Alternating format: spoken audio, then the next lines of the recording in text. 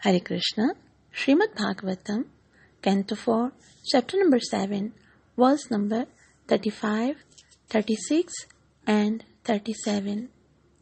इस आध्यात्मिक जगत में प्रवेश करने से पहले गुरु और गौरंग से कृपा की याचना करते हुए मंगलाचरण करेंगे, ताकि हम जो कुछ श्रवण करने वाले हैं उसका हमें पूरा लाभ प्राप्त हो सके, जो कि है कृष्ण प्रेम की प्राप्ति।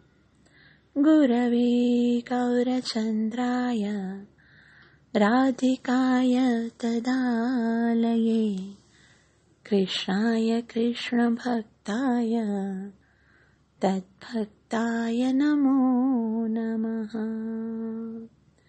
नारायणं नमस्कृत्य नरं चैव नरोत्तमं दैवीं सरस्वतीं व्यासं ततो जयमुदीरयेत्। नष्टप्रायेषु अभद्रेषु नित्यं भागवत सेवया भगवती उत्तमश्लोके भक्तिरभवति नैष्ठिकी। पञ्चतत्त्वात्मकं कृष्णं भक्तरूपस्वरूपकं भक्तावतार भक्ताख्यं नमामि भक्तशक्तिकम्। जय श्री कृष्ण चैतन्य प्रभु नित्यानंदा श्री अद्वैत गदाधर श्रीवासदि गौर भक्त वृंदा। हरे कृष्णा कृष्ण कृष्ण हरे हरे, हरे राम राम राम हरे हरे। ग्रंथराज श्रीमद् भागवतम महापुराण की जय। कैंटो 4 चैप्टर नंबर 7, जिसका शीर्षक है दक्ष द्वारा यज्ञ संपन्न करना। तो अब तक हमने देखा कि शिवजी दक्ष प्रजापति के यज्ञ भूमि पर आते हैं और पुनः यज्ञ की स्थापना होती है और वहाँ पर भगवान नारायण प्रकट होते हैं और सब जो भी वहाँ पर हैं, जैसे ऋषिगण हैं, इंद्र हैं, ब्रह्मा जी हैं, वो सब उनकी स्तुति करते हैं। तो आज सिद्ध एक ऐसा लोक है जहाँ पर के जो योग सिद्धि में सिद्ध हो जाते हैं ना, ऐसे व्यक्ति वहाँ पर रहते हैं जिनके पास सिद्धियाँ होती हैं, अलग अलग प्रकार की अष्ट सिद्धियाँ। वो सिद्ध लोक के जो वासी हैं वो भगवान की महिमा का बखान करते हुए कहते हैं, भगवान की उनके पास इतनी सारी सिद्धियां होती हैं, लेकिन फिर भी वे कहते हैं कि जो आनंद भगवान की कथा श्रवण करने में है वो आनंद और किसी वस्तु में नहीं। संसार के प्रत्येक जीव जो है वो भौतिक क्लेशों से, कष्टों से ग्रस्त है, चाहे वो किसी भी लोक में जाए, और यदि उनको कहीं से आनंद की प्राप्ति संभव है तो वो भगवान की कथा श्रवण करने से है। तो सिद्ध लोग जो हैं वो प्रार्थना करते हुए कहते हैं, सिद्धः उवाच अयं त्वत्कथामृष्टपीयूषनद्यां मनोवारणः क्लेशदावाग्निदग्धः तृष्णार्तो वगाढो न सस्मारदावं न निष्क्रामति ब्रह्म संपन्न नवन्न।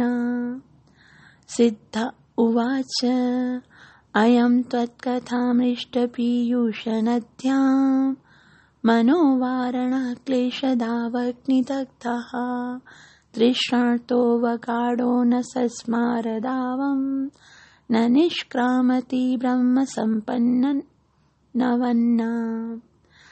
सिद्ध उवाच अर्थात सिद्धो जो सिद्ध हैं उन्होंने कहा, अयम त्वत्कथामृष्ट पीयूषनद्याम। अयम मतलब वह, त्वत्कथा अमृत मृष्ट पीयूष नद्याम। त्वत्कथा है भगवान, आपकी जो लीलाएं हैं, उनकी जो कथाएं हैं, मृष्ट पीयूष, इतनी शुद्ध हैं और अमृत की तरह हैं। नद्याम यानी उस नदी में, मन यानी मन को, मनोवारण क्लेश यानी कि जो व्यक्ति होते हैं इस भौतिक जगत में, क्लेश वो कष्ट से लगे हुए हैं। दावाग्नि दग्धः, वो जंगल की आग में झुलस रहे हैं। तृष्णार्तो, और वो इतने मतलब उनको आनंद की प्यास होती है और आर्त हैं, त्रस्त हैं। अवगाढ़ मतलब वो निमज्जित होते हैं जब उस कथा की नदी में जब वो स्नान करते हैं।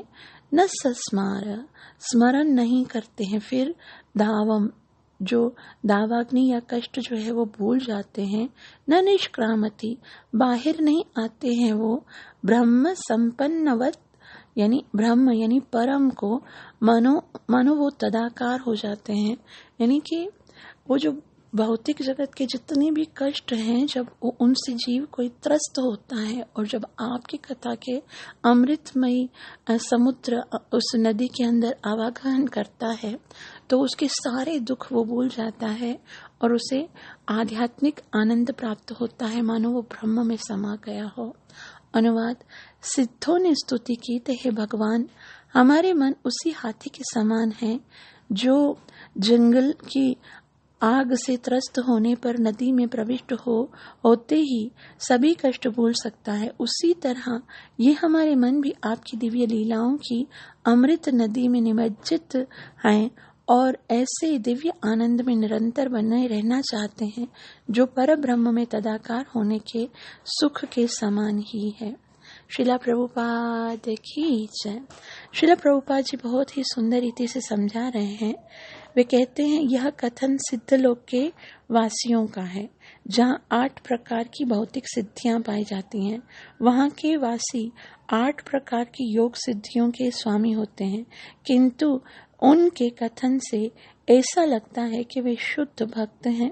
वे भगवान की लीलाओं के श्रवण की अमृत सरिता में निरंतर अवगाहन करते हैं। भगवान की लीलाओं का श्रवण कृष्ण कथा कहलाता है। इसी प्रकार प्रहलाद महाराज का कथन है कि जो लोग भगवान की लीलाओं की कथा वर्णन से के अमृत में डूबे रहते हैं, वे मुक्त हैं और उन्हें भौतिक जीवन से कोई भय नहीं रहता। तो यहाँ पर बहुत ही सुंदर भगवान की कथा की महिमा बताई जा रही है। अयम त्वत्कथा मृष्ट पीयूष नद्याम मनोवारण क्लेश दावाग्निदग्धः। मन जो है ना जीव का, तब तक संतुष्ट नहीं होता है, वो हमेशा इच्छाएं करता है, हमेशा भौतिक आनंद की प्राप्ति करने के लिए दौड़ता है, तड़पता है। दावाग्नि में जिस तरह से हाथी त्रस्त हो जाता है और उसे निकलने का कोई रास्ता नहीं मिलता, तो बहुत वो कष्ट में होता है, लेकिन कहीं उसे सरोवर मिल जाता है तो आनंद मिल जाता है। उसी तरह से भौतिक जगत में जीव जो है, उसका मन जितने भी, और मन के अंदर क्या प्रॉब्लम है कि जीव मर भी जाए ना अगर, तो भी मन जो है, उसकी इच्छाएं जो है, उसी के कारण उसे दूसरा जन्म लेना पड़ता है। ये जो शरीर है वो तो खत्म हो जाएगा, लेकिन मन वही लेकर आएंगे फिर, और उसी मन के द्वारा जो है वो हम दोबारा से अलग अलग योनियों में भटकेंगे और उन इच्छाओं को पूरा करने के लिए ना जाने कितने जन्मों तक हम तड़पते रहेंगे।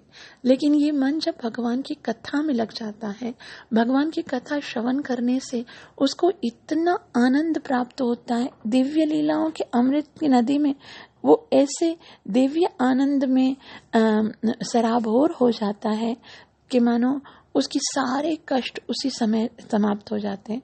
इसीलिए यहाँ पर श्री प्रभुपाद जी प्रहलाद महाराज के वर्णन का कथन बताते हुए कहते हैं कि वे कहते हैं कि जो लोग भगवान की लीलाओं की कथाओं का वर्णन उसके वर्णन के अमृत सागर में डूबे रहते हैं, वे मुक्त हैं और उन्हें भौतिक जीवन से कोई भय नहीं। सिद्धों का कहना है कि सामान्य पुरुषों का मन चिंताओं से पूर्ण रहता है। यहाँ पर एक ऐसे हाथी का उदाहरण दिया गया है जो जंगल की आग से त्रस्त होकर राहत पाने के लिए नदी में घुस जाता है।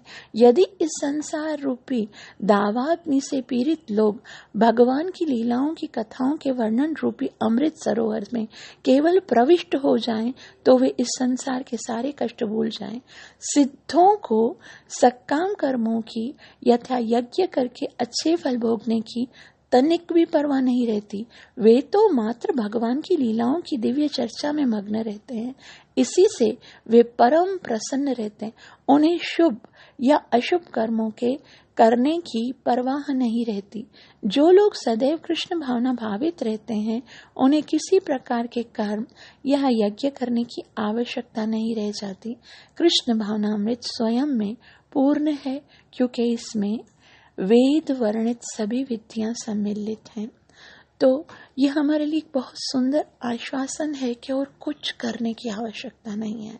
केवल यदि हम भगवान की कथाओं को श्रवण करते हैं, ये भागवत महापुराण ये इतना लाभदायक ग्रंथ है कि केवल इसको श्रवण करने से ही जीव जो है वो समस्त त्रयी ताप से मुक्त हो जाता है। कोई प्रकार का भौतिक जीवन का कोई भय नहीं रहता है और आध्यात्मिक आनंद की प्राप्ति होती है। और क्योंकि कृष्ण भावनामृत श्रवण और कीर्तन में ही सारी सिद्धियां, वेद वर्णित सारी विधियां सम्मिलित हैं, इसलिए इसके अतिरिक्त तो और कुछ करने की आवश्यकता भी नहीं है। आगे यहाँ पर मैत्रेय मुनि कहते हैं यजमान युवाच। यजमान यानी यजमान कौन है? वो दक्ष प्रजापति हैं। और यहाँ पर यजमान्यु यानी दक्ष प्रजापति की पत्नी जो है, अब क्योंकि उनके यहाँ पर यज्ञ हो रहा है तो उनकी पत्नी अब भगवान की बहुत ही सुंदर स्तुति करती हैं। वे कहती हैं यजमानी उवाच स्वागतं ते प्रसीदेश तुभ्यं नमः श्रीनिवास श्रियाकान्तय त्राहिनः त्वामृते दीशनाङ्गैर्मुख शोभते शीर्षहीन कबन्धो यथा पुरुषः। यजमानी युवाच स्वागतं ते प्रसीदेश तुभ्यं नमः श्रीनिवास श्रियाकान्तय त्राहिनः त्वामृते दीशनाङ्गैर्मुख शोभते शीर्षहीन कबन्धो यथा पुरुष। वे कहती हैं यजमानी उवाच यानी दक्ष प्रजापति की जो पत्नी है वो कहती हैं स्वागतम ते प्रसीदेश तुभ्यं नमः। सुस्वागतम, आपका शुभ आगमन है, आपका मोस्ट वेलकम। आप हमारे इस यज्ञ स्थल में प्रसीदेश, आप इतनी करुणामयी हैं कि हमारे अवगुणों को ना देखते हुए आपने हम पर कृपा की। तुभ्यम, मैं आपको नमस्कार करती हूँ क्योंकि आप इतना सरलता से प्रसन्न होकर हमारे इस यज्ञ में पधारे हैं। श्रीनिवास, हे संपत्ति के देवी के धाम। श्री यानी जो संपत्ति की देवी है, निवास मतलब जो उनके चरणों में वास करती हैं। श्रिया लक्ष्मी जो है, और कांतया अपनी पत्नी, त्राही रक्षा करें, न त्वाम तुम्हारे ऋते यानी न त्वाम ऋते आपके बिना अधीश नांगेर मख शोभते। अधीश है परम नियंता, न अंगे शरीर के जो अंग हैं, यज्ञ स्थल शोभते आपके बिना। ये क्योंकि यज्ञ जो है वो भगवान का मुख है, यज्ञ भगवान के मुख के समान है और भगवान के बिना ये यज्ञ बिल्कुल भी सुशोभित नहीं लग रहा था। वे कहती हैं जिस प्रकार से शीर्षहीन कबंधो यथा पुरुष, शीर्षहीन सर अगर नहीं हो, मुख यदि नहीं हो, तो कबंध यानी धड़ धड़ जो है वो अच्छा नहीं लगेगा ना। देखो, अगर सारा धड़ हो, टांगे हो, पेट हो, हाथ हो, लेकिन उस पे मुख नहीं हो तो वो कैसा बेकार लगेगा। उसी तरह से ये यज्ञ स्थल, उसमें सब कुछ हो, ऋचाएं हो, आहुति हो, पंडित हो, ऋषिगण हो, लेकिन आप जब तक नहीं थे तो ये बिल्कुल सुशोभित नहीं था। और आज आपने प्रकट होकर इस यज्ञ की शोभा को बढ़ा दिया है। मैं आपको बारंबार प्रणाम करती हूँ कि आपने हम पर प्रसन्न होकर अपना दर्शन दिया। अनुवाद। दक्ष की पत्नी इस प्रकार प्रार्थना की कि हे भगवान, यह हमारा सौभाग्य है कि आप यज्ञ स्थल में पधारे। मैं आपको सादर नमस्कार करती हूँ और आपसे प्रार्थना करती हूँ कि इस अवसर पर आप प्रसन्न हो। यह यज्ञ स्थल आपके बिना शोभा नहीं पा रहा था, जिस प्रकार के सर के बिना दर शोभा नहीं पाता है। श्रीला प्रभुपाद की जय। श्रीला प्रभुपाद जी कहते हैं, भगवान विष्णु का अन्य नाम यज्ञेश्वर है। भगवत गीता में कहा गया है कि सभी कर्म विष्णु की प्रसन्नता के लिए विष्णु यज्ञ के रूप में संपन्न किए जाएं। भगवत गीता में लिखा है, यज्ञार्थात कर्मणोन्यत्र लोकोयम कर्म बंधन, कि अगर यज्ञ समझकर भगवान की प्रसन्नता के लिए कार्य नहीं किए जाएंगे तो वो सारे कार्य जो हैं वो हमारे लिए बंधन का कारण बनेंगे। जब तक हम उन्हें प्रसन्न नहीं करते, हम जो कुछ भी करते हैं वह हमारे भवबंधन का कारण हो जाता है। यहाँ पर उसकी पुष्टि दक्ष की पत्नी ने की है। आपकी उपस्थिति के बिना यह इस यज्ञ महोत्सव का सारा ठाट बाट व्यर्थ है। जिस प्रकार सरविहीन शरीर को कितना ही क्यों न सजाया जाए वह बेकार लगता है, यह उपमा सामाजिक शरीर पर भी पूर्ण रूप से लागू होती है। आधुनिक सभ्यता को उन्नत होने का गर्व है, किंतु यह सिर विहीन धड़ के सदृश बेकार है। कृष्ण भावना भावित हुए बिना, विष्णु को जाने बिना सभ्यता कितनी ही उत्कृष्ट प्रगति क्यों न कर ले, किसी काम की नहीं। हरि भक्ति सुदोदय में एक 3.11 में एक कथन है, भगवत भक्ति हीनस्य जाति शास्त्र जपः तप अप्राणस्यैव देहस्य मंडनम लोकरंजनम। इसका सारांश यह है कि जब विशेष रूप से छोटी जाति में कोई मित्र या परिजन मरता है तो उसके मृत शरीर को सजाया जाता है। इस प्रकार वस्त्र तथा अलंकार से सजाकर शव यात्रा निकाली जाती है। इस प्रकार से शव के अलंकरण का वास्तव में कोई अर्थ नहीं होता है, क्योंकि आत्मा तो पहले ही निकल चुकी है। इसी प्रकार से कृष्ण भावनामृत के बिना कोई राज्य तंत्र, कोई सामाजिक प्रतिष्ठा या भौतिक सभ्यता की प्रगति अलंकृत शव के समान है। दक्ष की पत्नी का नाम प्रसूति था और वह स्वयंभू मनु की पुत्री थी। उसकी बहन देवहूति कर्दम मुनि को ब्याही गई थी और वे भगवान कपिल देव की माता थी। इस प्रकार प्रसूति भगवान विष्णु की मौसी थी। वह भगवान विष्णु से वात्सल्यतावश कृपा कामना कर रही थी। चूंकि वे उसकी मौसी थी, इसीलिए उनसे विशेष कृपा चाह रही थी। इस श्लोक की यह भी विशेषता है कि इसमें विष्णु की प्रशंसा लक्ष्मी के साथ साथ की गई है। जहाँ भी विष्णु की पूजा की जाती है वहाँ स्वाभाविक रूप से लक्ष्मी जी की कृपा रहती है। भगवान विष्णु को अमृत अथवा दिव्य कहा गया है।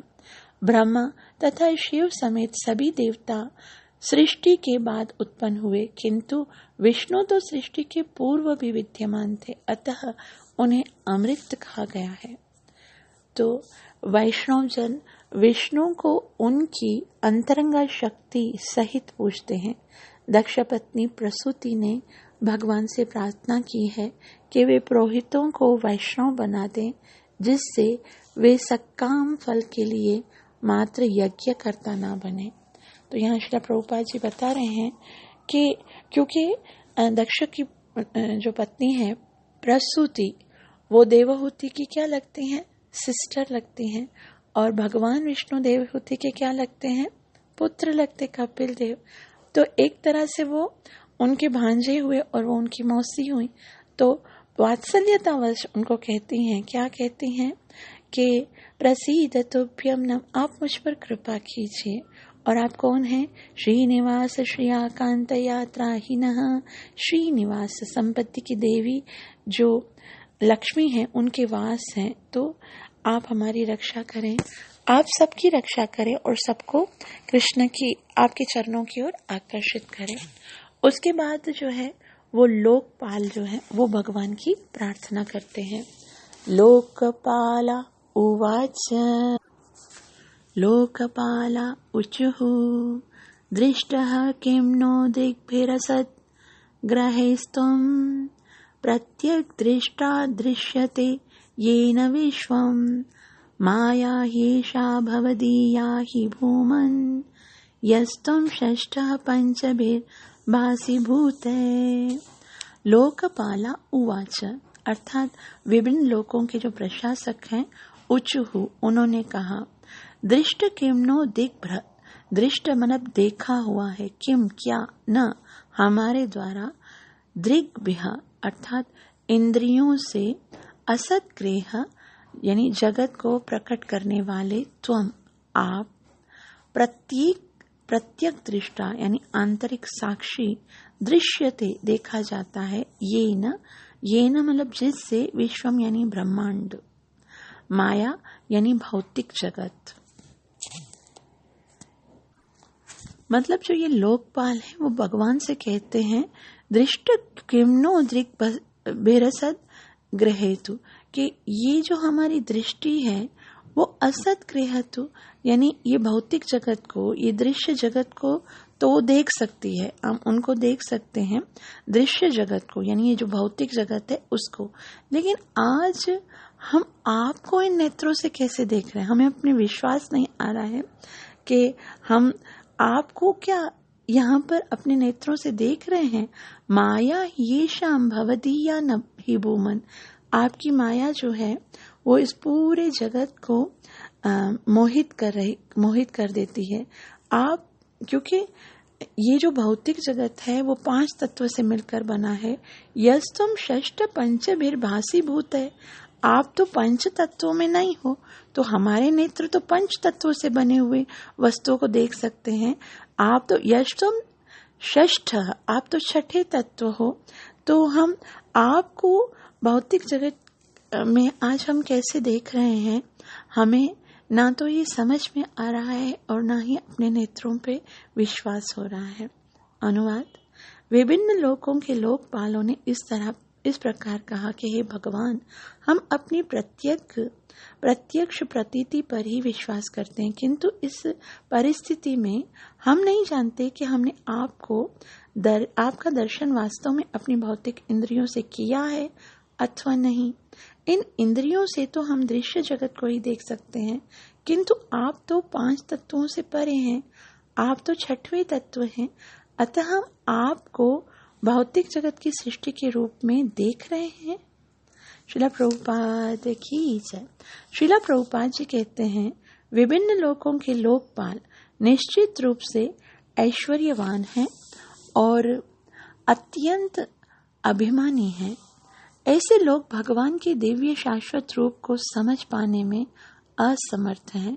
ब्रह्म संहिता में कहा गया है कि जिन्होंने अपनी आंखों में ईश्वर प्रेम रूपी अंजन लगा रखा है, वे लोग ही पद पद पर भगवान का दर्शन कर सकते हैं। यही नहीं, किंतु कुंती महारानी ने अपनी प्रार्थना में 1.8.26 में कहा है कि जो लोग अकिंचन गोचरा, इसका अर्थ है कि धन से फूले हुए नहीं रहते हैं, जो वे ही भगवान को देख सकते हैं। अन्य लोग मोहग्रस्त होने के कारण परम सत्य के विषय में सोच तक नहीं सकते हैं। तो भगवान के दर्शन करने के लिए अगर कोई क्वालिटी चाहिए तो वो क्या है? वो है प्योरिटी, सिंसियरिटी, विनम्रता और भगवान के ऊपर पूरा विश्वास, उनकी शरणागति। बाकी धन, वैभव, ज्ञान, वेद अध्ययन, उनसे भगवान नहीं दिखते हैं। भगवान गीता में भी कहते हैं, ना हम वेदैर न तपसा ना दाने न चेष्या। मैं ना ही वेद पढ़ने से, न तपस्या करने से, ना ही दान देने से, ना पूजा उपासना करने से प्रसन्न होता हूँ। मैं तो केवल भक्ति से प्रसन्न होता हूँ, है ना। भक्त्या माम अभिजानन्ति, केवल भक्ति के द्वारा ही हम भगवान को समझ सकते हैं, भगवान को देख सकते हैं और भगवान को प्राप्त कर सकते हैं। भगवान से प्रार्थना है कि हमारे हृदय में शुद्ध भक्ति प्राप्त हो, हम शुद्ध भक्ति को प्राप्त करें और हम भगवान के साथ अपने संबंध को पुनः निर्माण कर सकें। आप सबका बहुत बहुत आभार है जो इतना प्रेम से श्रवण किया। कृपया मुझे आशीर्वाद अवश्य दीजिएगा कि मैं अपनी सेवा और साधना को अच्छे से कर सकूं। ग्रंथराज श्रीमद् भागवतम महापुराण की जय हो। कली पावन अवतार चैतन्य महाप्रभु की जय हो। नित्य लीला प्रवेश अभय चरणारविंद भक्ति वेदांत स्वामी श्री प्रभुपाद की जय। जय गुरु।